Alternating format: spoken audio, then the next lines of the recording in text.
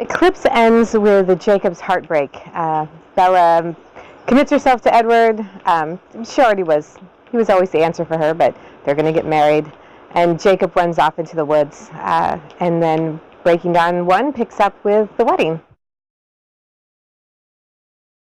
I really wanted the dress to be something that really special. Not something that you're going to see every day, not a dress you would go and pick up, at a store somewhere.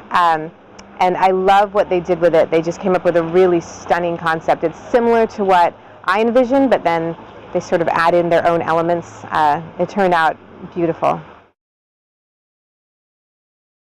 Bella's health deteriorates really quickly, and that was something very interesting to do visually in the movie. I don't know if it'll have, if the book has the same impact as actually seeing her emaciated and, the pallor and how sick and just really awful she ends up looking. I mean, she looks like she's about to die. And watching Kristen go through that transformation, because she's already so delicate, was an interesting thing. The Cullens are divided. We have some people who fiercely protect Bella's choice of wanting to have this baby, mostly Rosalie.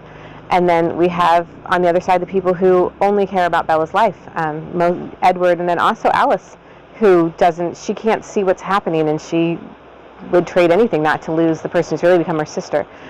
So it's an interesting dynamic as they're sort of opposed to each other. For Edward, Renesmee is not a real person. She's just a danger to the thing that's most important in his life until he actually hears her. And what changes everything for him is the fact that the first thing he hears is how much she just adores Bella. She's already very aware. Her mental capacity is so far beyond what a human's newborns would be, or even a young human child. And she knows, she's aware of Bella. She loves her. She's crazy about her. She understands her. And that this child loves her so much. I mean, he can't be immune to that. And so then all of a sudden it's not just about saving Bella's life. It's about saving this very real person who's not the way he has envisioned it. It's like him. It's the bad part of him that's killing her the way he always was afraid that he might. And then now, it's not. It's part of her, and it's something beautiful and innocent and full of love, and that changed everything for him. Breaking Dawn 1 is coming of age, really. It's leaving home and becoming an adult, being on your own for the first time, being married, which is very grown up. It's a very grown-up story. It's a very adult story. It just happens to be happening to an 18-year-old.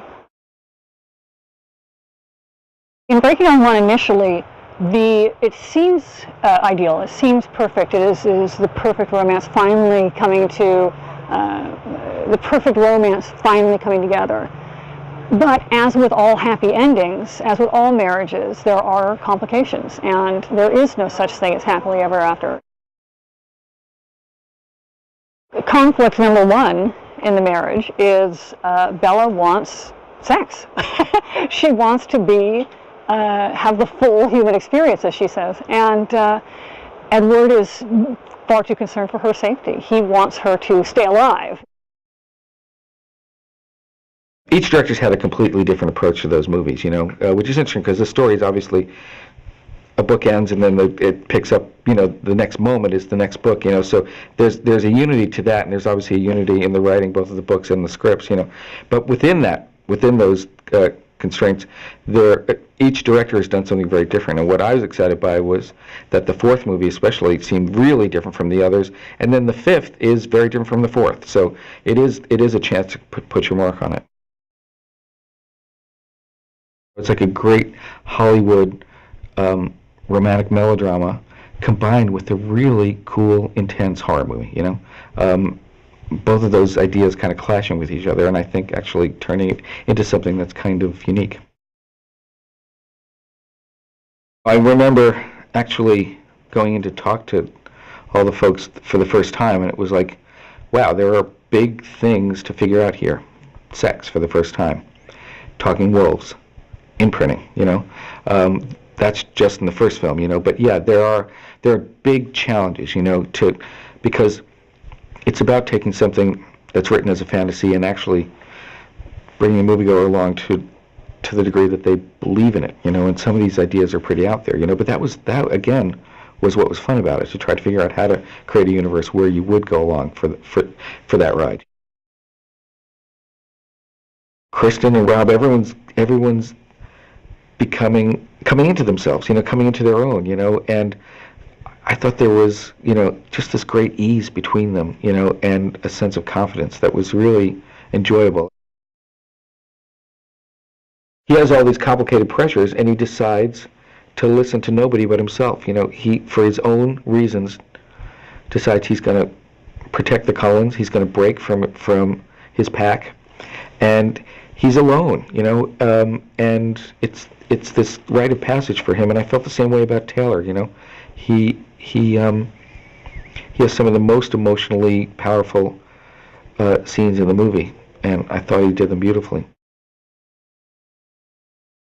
It's been a whirlwind. I mean, we've all spent probably, those of us in the production side have spent, almost a year and a half to 2 years of their lives away from home, making the movies, and it's been frantic. It's been exhilarating at times. It's been draining at other times. But I think that now that we're shooting the last 2 movies is the first time that we've actually had a little bit of nostalgia.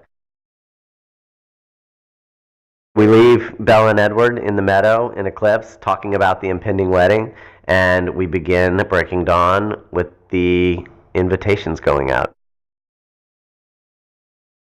Jacob, who's sort of broken from his pack to protect them, is looking at her like, you're crazy. This is not going to work. You've been running with, the immortals too long and thinking you're one of them, but you're not. And she has to start to really say goodbye. She's calling her dad and telling him not to come bother her, but she's also in her own way saying, you won't see me again. On Breaking Dawn, we were really blessed. A lot of great directors came forward who were interested in the material and the challenge of making 2 movies at once. Bill Condon, somebody that we had approached on both New Moon and Eclipse in terms of checking out his availability and his interest. Through the course of making New Moon and Eclipse, he became more available. He had read and seen the movies, and lo and behold, when we went out to start looking for Breaking Dawn, he said, I'm interested, and that was, a real excitement, for all of us. It's unbelievable, the fandom of these movies. It's something that never ceases to take me by surprise, and going down to Brazil was an extraordinary experience because, again, the outpouring of love of the fans, they were, rabid. I mean, they were outside of Kristen and Rob's hotel. There were 250 people round the clock with signs and screaming and doing cheers, and I'm sure it drives them crazy, but I keep telling them to take a step back and recognize that you may never get this again in your careers, this level of this unique energy that surrounds this franchise.